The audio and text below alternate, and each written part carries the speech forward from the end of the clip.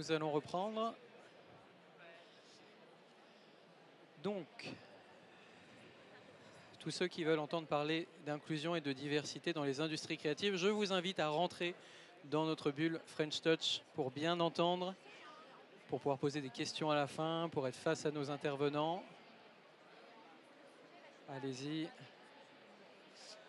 installez-vous.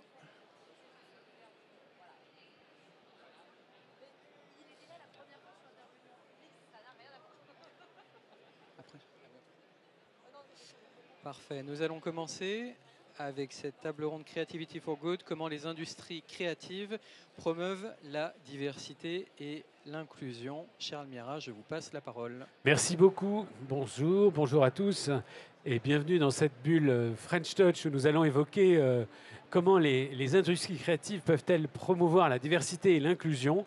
Je m'appelle Charles Miara, je suis fondateur d'une petite agence de communication éthique qui justement traite de ces sujets dans les entreprises et dans la com étant elle-même une industrie créative. Et pour parler de ces sujets, j'ai le plaisir d'avoir deux éminentes conférencières, Morgane Falaise, qui est présidente de Women in Games. Bonjour Morgane. Bonjour Charles, bonjour à toutes et à tous. Et Anaëlle Marzelière, pourtant je la connais bien, qui est cofondatrice de Petite Mue. Bonjour Anaëlle. Bonjour Charles. Tu as le droit de déprononcer mon prénom si tu veux. J'ai envie d'être assez détendu parce que, en fait, c'est un sujet sérieux, la diversité et l'inclusion, mais je vous propose qu'on l'aborde malgré tout avec de la détente. Alors, Morgane, on va commencer ensemble. Tu présides une organisation qui s'appelle Women in Games. Alors, ça ressemble étonnamment à de la promotion de l'égalité femmes-hommes dans l'industrie du jeu. Est-ce que je me trompe ? Eh bien non.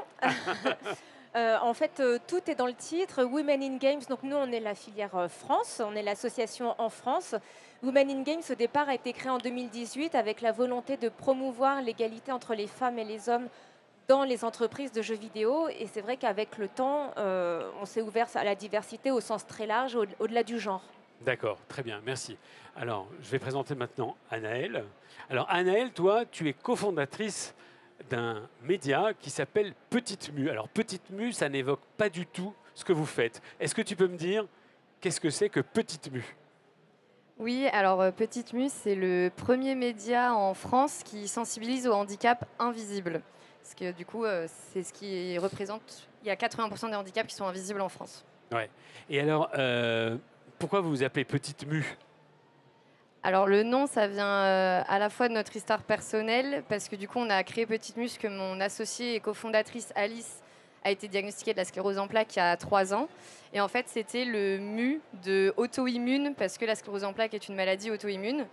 Et on a aussi pris le mu pour le concept de la mue un peu du serpent, de ce côté d'évolution, de comment on évolue nous-mêmes et on se réapproprie notre histoire et notre vie quand on est diagnostiqué ou quand on a un accident. Très bien, merci. Alors maintenant qu'on sait à qui on a affaire, je vais commencer par interviewer Morgane. Morgane, Women in Games agit dans une industrie qui est extrêmement importante, qui représente un chiffre d'affaires, enfin en tout cas un secteur économique fondamental. Est-ce que tu pourrais, avant qu'on rentre dans le sujet de la diversité et de l'inclusion, nous dire ce que représente en termes de chiffre d'affaires, en termes de masse d'effectifs, ce que représente ce secteur, avec les grands chiffres clés, s'il te plaît? Oui, c'est un sujet hyper intéressant parce que souvent le jeu vidéo est un secteur culturel qui est un petit peu moins connu et un petit peu moins valorisé que les autres, alors que c'est l'industrie culturelle qui aujourd'hui génère le plus de chiffres d'affaires. Même si on additionne celui de la musique et du cinéma, le jeu vidéo est encore largement au-dessus. Donc ça représente plus de 3 milliards de joueurs et joueuses dans le monde. Donc forcément, les images, les expériences que l'on donne à vivre ont un impact sur 3 milliards de personnes dans le monde. Et rien qu'en France, l'année dernière, en 2023, le marché a représenté plus de 6 milliards d'euros de chiffre d'affaires. C'est gigantesque. Oui, c'est énorme. 6 milliards d'euros de chiffre d'affaires. Donc on voit déjà que le secteur est extrêmement important.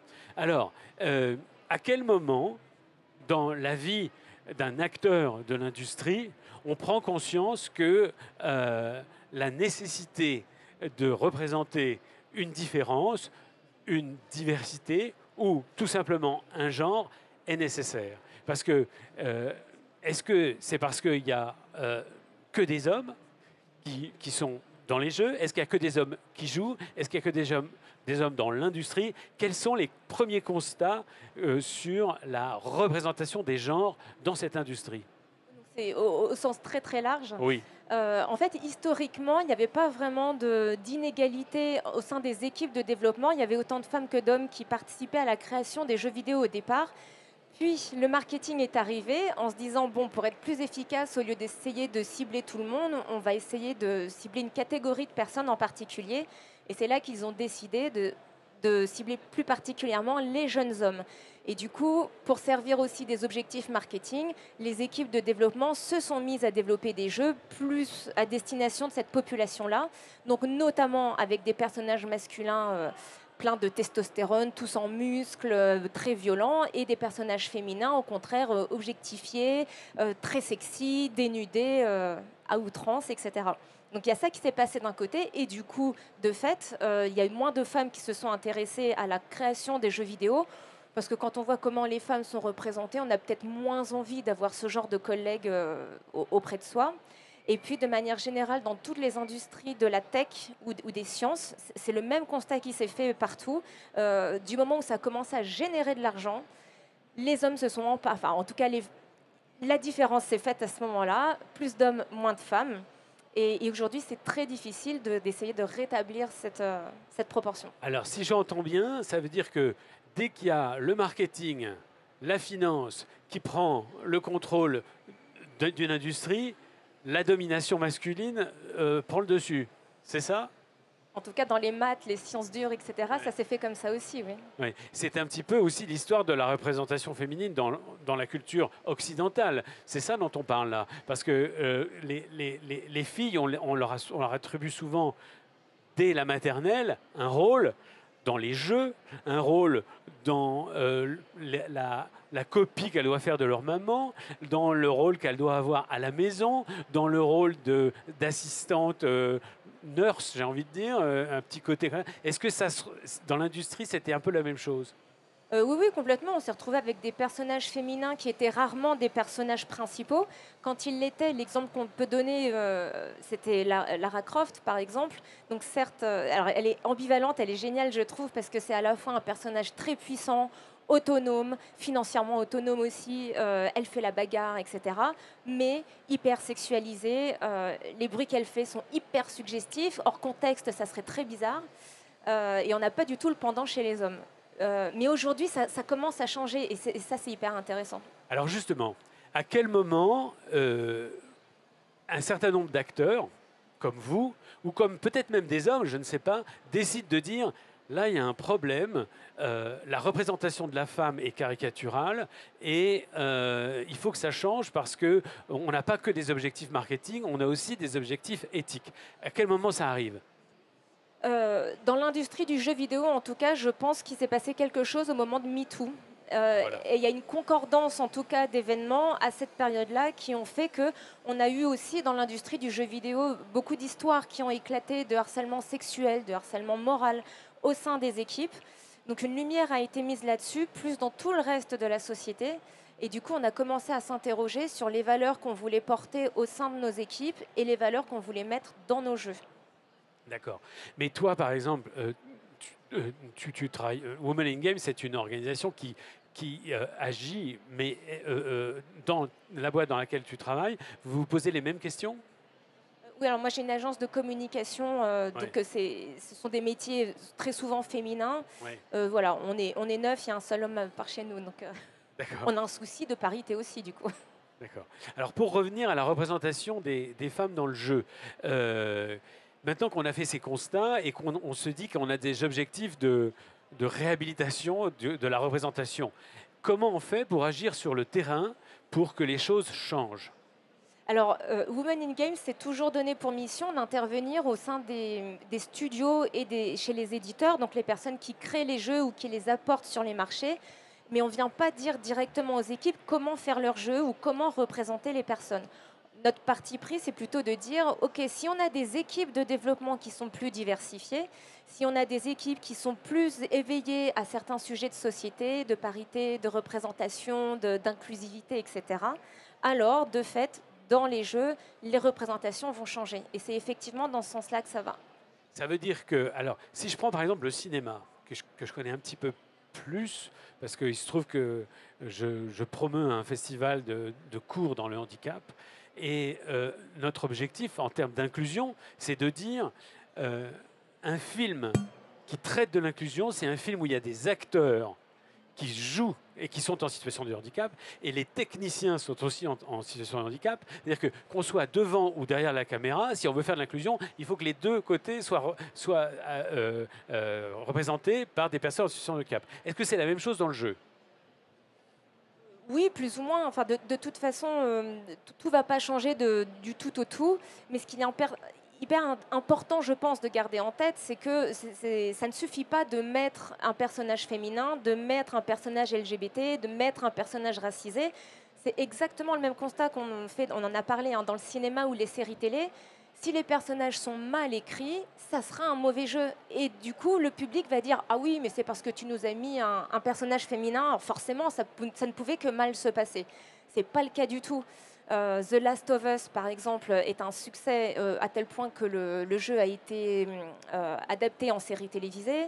La série Horizon est extraordinaire, Gris, etc. Donc ce sont que des exemples qui, financièrement, ont été des énormes succès. Et en termes d'histoire, c'est incroyable. Ouais. Et alors, est-ce que tu peux nous dire comment Women in Games travaille avec les industries? J'aimerais bien qu'on revienne un petit peu comme ça pour expliquer à notre auditoire comment cette évolution s'opère et comment tu peux la mesurer surtout. Alors, nous, on est une association uniquement de bénévoles. C'est important de le rappeler parce qu'on dit organisation, mais finalement, tout ça se fait sur notre temps, qui nous reste encore un peu de libre. Et du coup, on a vraiment 3 axes dans nos actions. Le premier est très tourné autour des femmes qui sont dans l'industrie du jeu vidéo ou qui aimeraient rejoindre l'industrie. Donc c'est du mentorat, c'est des ateliers, des conférences. Il y a des femmes qu'on sponsorise pour participer à des événements qui ont lieu un petit peu partout dans le monde. On a une partie aussi très orientée sur de la pédagogie auprès des entreprises, mais ça a beaucoup changé ces 2 dernières années. Au début de l'association, on devait vraiment expliquer pourquoi c'était important d'avoir de la diversité, de la mixité dans les équipes. Et aujourd'hui, nos interlocuteurs nous demandent plutôt comment je fais. Ok, j'arrive pas à recruter. Comment est-ce que je peux garder mes talents féminins? Comment je vais les chercher? Donc ça a vraiment changé. Et on a toute une partie plutôt relations publiques. Donc voilà, on échange avec les différentes instances gouvernementales. Ah oui, alors est-ce que vous avez un petit peu quand même des opérateurs institutionnels, Oui. type Arcom, type Le CNC. CNC qui vous accompagnent? Parce qu'il y a une grosse commission diversité au CNC, par exemple, on la connaît, et elle est plutôt efficace, notamment dans le cinéma. Est-ce qu'elle se vérifie aussi dans votre industrie? Oui, complètement. Le CNC est un gros partenaire de Women in Games. Et par exemple, on a mis en place avec eux une formation à destination de tous les porteurs de projets dans le cinéma et le jeu vidéo qui veulent demander une subvention au CNC. Ils doivent suivre cette formation sur la prévention des violences sexuelles et sexistes au travail. Et du coup, ils ne peuvent prétendre à la réception de leur financement qu'en réussissant le test. Est-ce que les entreprises du secteur sont confrontées à un recrutement compliqué en termes de jeunes talents? Je reformule. Aujourd'hui, par exemple, il y a de très grosses entreprises du CAC 40 qui nous disent, dans l'emploi, j'ai du mal à recruter des jeunes talents si ma politique RSE n'est pas à la hauteur et si je ne suis pas en mesure de montrer que je remplis mes obligations vis-à-vis du handicap, que l'égalité femmes-hommes est remplie, que mon conseil d'administration est paritaire, que les questions raciales sont opérées. Voilà. Et il y a énormément de DRH qui nous disent nous, on ne peut pas recruter parce qu'on est incapable de dire à nos jeunes talents ou aux gens qu'on veut recruter, on est capable d'offrir une politique RH qui a de la gueule au sens de la responsabilité sociale. Est-ce que c'est la même chose dans le secteur des jeux? Alors, il y a des difficultés de recrutement qui nous sont remontées, mais pour certains profils très spécifiques. Et donc, les RH nous disent, mais je ne trouve pas de profil féminin. Et effectivement, quand on détricote tout ça, c'est qu'on en a moins qui sont formés. Et quand on va voir les écoles spécialisées, elles nous disent, nous, on a moins de jeunes filles qui sont intéressées. Donc, on va voir au lycée, on nous dit, ah bah oui, mais en fait, les filles pensent que c'est des métiers techniques qui ne sont pas faits pour elles. Et on remonte jusqu'au CP. Jusqu'à la maternelle. Voilà. C'est ça. En revanche, effectivement, les jeunes générations sont beaucoup plus sensibles à ces sujets-là, et en particulier dans le jeu vidéo, parce que, comme je le disais, on a eu tellement d'histoires, et dans des studios français, qu'aujourd'hui, les jeunes veulent savoir où ils mettent les pieds, et ils ont le pouvoir aujourd'hui. Ils peuvent se permettre de dire moi, j'y vais pas parce que c'est pas sain. Ouais. Et est-ce que tu penses que... Enfin, est-ce que tu as 2 ou 3 points d'optimisme à nous révéler? Parce que vous existez depuis 2018, je crois, donc ça fait quand même un petit moment. Compte tenu de ce que tu viens de nous dire, j'imagine que vos actions terrain ont trouvé un résultat. Est-ce que tu peux nous dire où est-ce que tu vois de l'optimisme et où est-ce que tu penses que l'avenir est plus radieux qu'il y a 10 ans? Je suis obligée d'être optimiste, sinon j'aurais jeté l'éponge il y a un moment. Ce qui est positif en tout cas, c'est de voir qu'en 2018, la cartographie nous disait qu'on avait 15% de femmes dans les équipes de développement. Aujourd'hui, on en est à 28%, 27%. Donc voilà, ça évolue. Alors, ça reste moins d'une personne sur 4. À peu près, quoi. Mais c'est pas mal. Moi, ce qui m'intéresse après, c'est de voir la répartition par catégorie de métiers. Et là, par contre, il y a une énorme disparité. Tous les métiers techniques et de design, on a 6% de femmes. En revanche, elles sont surreprésentées dans tous les métiers d'édition, de communication, etc. Et ce que j'aimerais pouvoir observer, mais on n'a pas de chiffres pour l'instant, c'est le pouvoir des femmes dans ces entreprises-là. Est-ce qu'elles sont à des postes de direction, de management? Combien est-ce que j'ai de femmes porteuses de projets qui sont financées par le CNC ou d'autres dispositifs? Et donc ça, c'est un chantier sur l'année 2025. Je vous souhaite bon courage parce que c'est formidable. Et on va avoir besoin de ces statistiques-là pour avancer. Parce qu'évidemment, on est bien obligé de constater qu'à un moment ou un autre, il faut compter. On est obligé de compter dans nos métiers de diversité et d'inclusion. Il faut savoir si, je reviendrai à Anaëlle tout à l'heure, mais dans le handicap que je connais bien, s'il n'y avait pas eu la loi de 2005 qui incite les entreprises à embaucher 6% de personnes handicapées, il n'y aurait toujours pas de personnes handicapées dans les entreprises. Donc à un moment, il y a une politique d'incitation, mais il faut bien passer par un comptage, voire une incitation au quota. Ça, c'est bon. Alors en France, on est dans une république universaliste où la question du quota est un tabou, mais à un moment ou un autre, il faut passer par l'affirmative action. Et alors, avant d'arriver à Anaëlle, j'ai une dernière question, Morgane, si tu veux bien. Tu as dit que tu étais la branche française. Ça veut dire que vous avez des sociétés sœurs ailleurs dans le monde. Est-ce que tu peux nous en parler un peu? Oui, il y a des associations Women in Games un peu partout, en Angleterre, aux États-Unis, en Italie, en Asie. Il y a une branche en Asie aussi. On n'est pas vraiment un réseau. On partage des ressources, des bonnes pratiques, des documents et certaines actions, mais on n'a pas de conseil d'administration global en tout cas. Super, merci beaucoup. Merci infiniment, Morgane.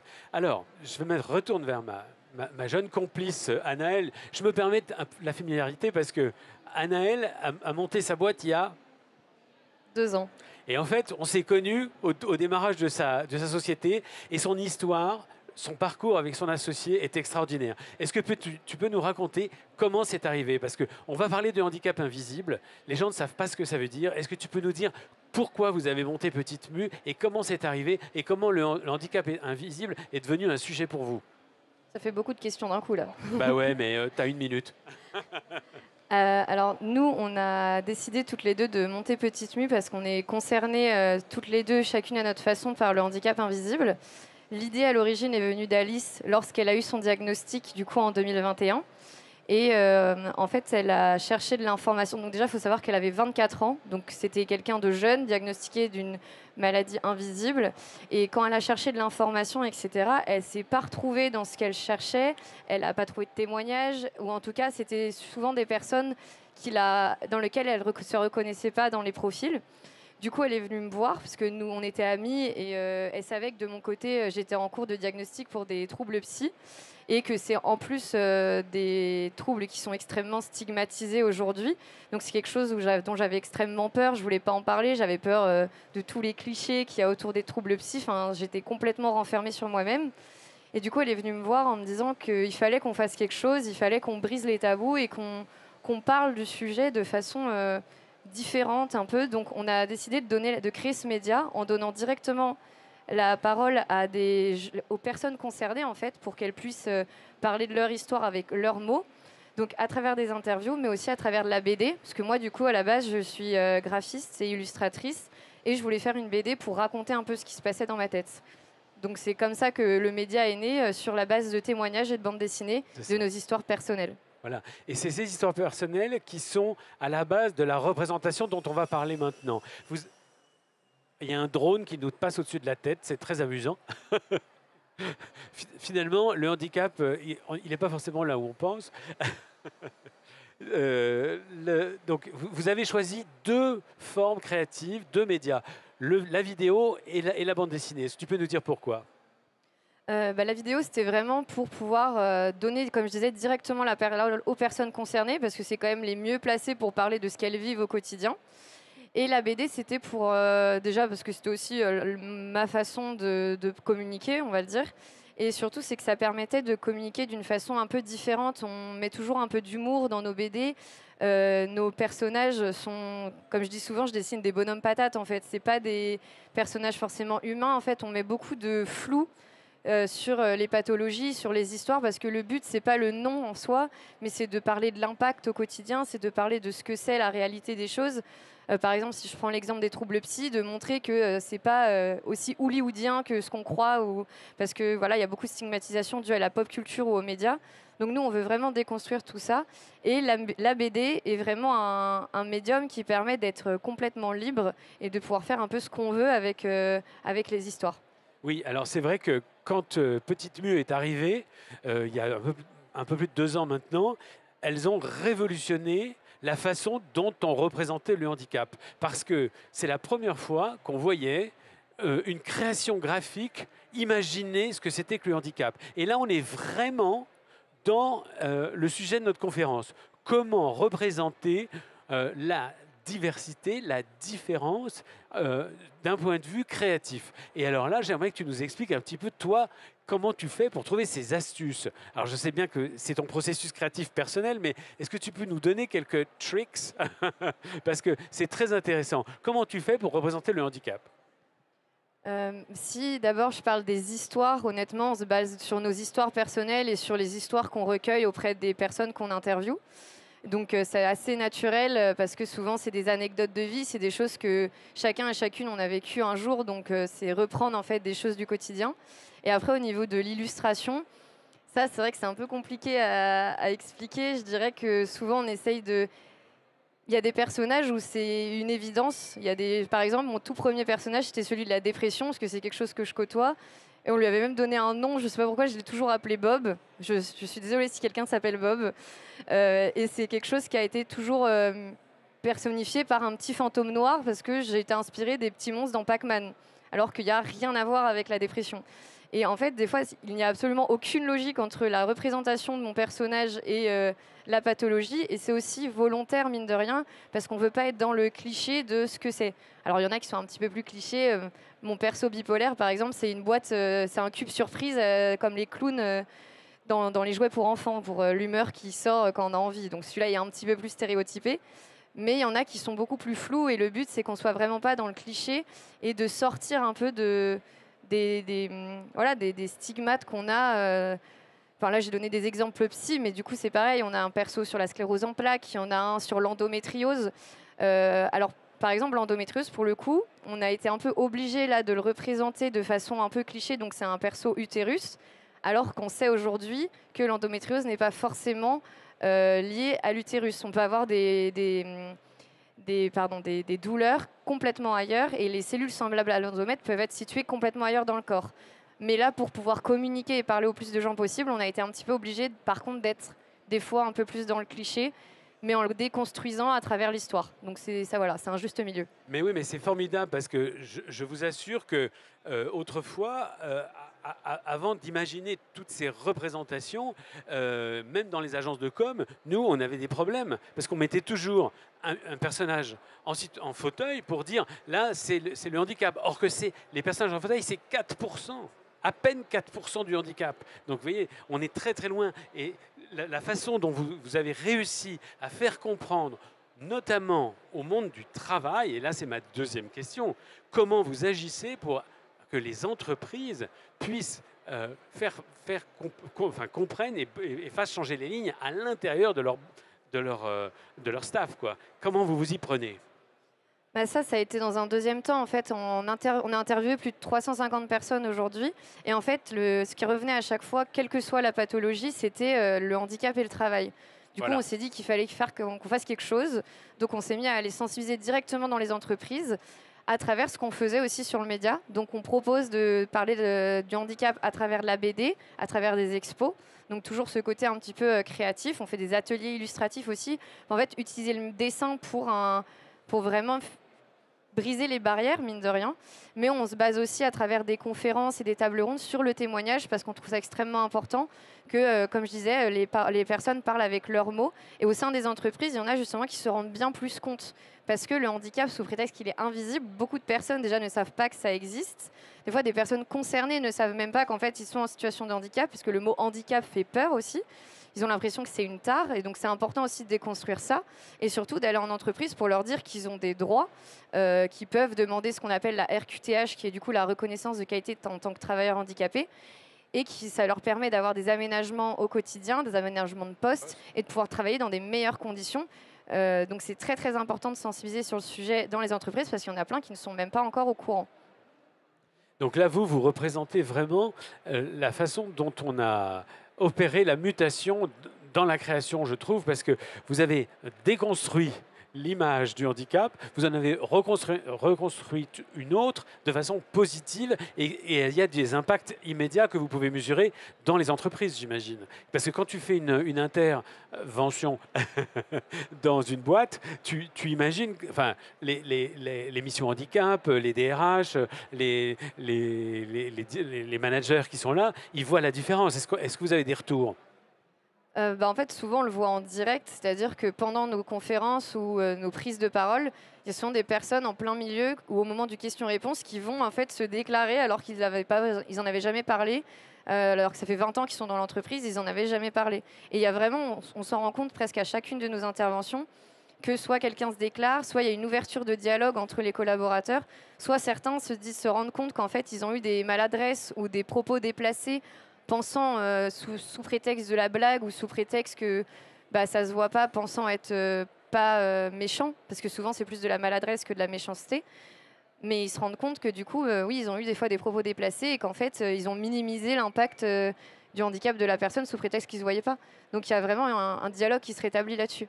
Donc je vais poser la même question pour terminer que j'ai posée à Morgane tout à l'heure. Est-ce que tu as 2 ou 3 traits d'optimisme à nous fournir au regard de tout ce qui se passe, de toute cette évolution ces 2 dernières années? Est-ce que tu vois comment les choses évoluent positivement? Après, je dirais peut-être qu'on est biaisé parce qu'on est dans le milieu. Donc peut-être que nous, on a un peu ce côté, on a l'impression que ça s'améliore. Mais on voit qu'il y a une volonté des entreprises d'essayer de faire mieux. Alors, je ne dirais pas toutes, hein, il y en a encore, je vais être honnête, qui sont complètement à l'ouest sur le sujet. Ouais. Mais il y a quand même une volonté d'entreprise de faire mieux, d'essayer de le faire de la bonne façon. Et j'ai perdu ma phrase. Optimiste. Oui, et par exemple, quand on voit les Paralympiques, ça a été quelque chose de magnifique. Malheureusement, très mauvaise gestion à la suite, parce qu'on n'a quand même pas une ministre du handicap de nommer. Je ne m'étalerai pas là-dessus. Mais par contre, il y a par exemple la santé mentale. D'ailleurs, aujourd'hui, c'est la journée mondiale de la santé mentale. J'allais le mentionner, bravo, merci. Qui est du coup grande cause nationale de 2025. Donc il y a quand même une prise de conscience importante, mais c'est important de mettre maintenant des actions en place, parce que c'est bien joli de dire, mais si on ne fait rien derrière, ça ne sert pas. Bravo, merci beaucoup. Alors, peut-être une question à toutes les deux, parce qu'aujourd'hui, dans la sociologie, on aime beaucoup l'intersectionnalité. Alors, je vais vous poser une question. Est-ce que la représentation du handicap arrive dans l'industrie des jeux? Oui, oui, bien sûr, c'est complètement un sujet. Ça marche encore? Ouais. On peut être femme et handicapée et être dans un jeu vidéo alors? Oui, on a tout à fait le droit. On a le droit d'être femme handicapée, LGBT, racisée et même travailler dans une équipe de jeux vidéo. Voilà. Et ce qui est intéressant, c'est que nous, comme on n'est pas toujours concernés, il y a des sujets qui peuvent être plus difficiles pour nous d'aborder. En revanche, on travaille très étroitement avec d'autres assos qui, elles, adressent ces sujets-là. Très bien. Et toi, l'égalité femmes-hommes, est-ce que c'est quelque chose dont on vous parle dans vos interventions? On va dire que dans le milieu du handicap, le souci, c'est que même en général, la santé de la femme, c'est quelque chose qui est quand même très un sujet, parce que c'est beaucoup plus pris à la légère. Enfin, par exemple, l'endométriose, on n'en parle que depuis quelques années, mais avant, c'était soi-disant normal d'avoir mal pendant ses règles et on minimisait énormément les douleurs féminines. Ouais. La santé de la femme, c'est quelque chose qui est un vrai sujet et qu'il est temps de prendre en main et de prendre au sérieux surtout. Très bien. Eh ben, ce sera le mot de la fin. Je vous remercie beaucoup. Prendre au sérieux la diversité et nous permettre d'avancer vers une société plus juste et plus inclusive. Merci à tous et bravo les filles.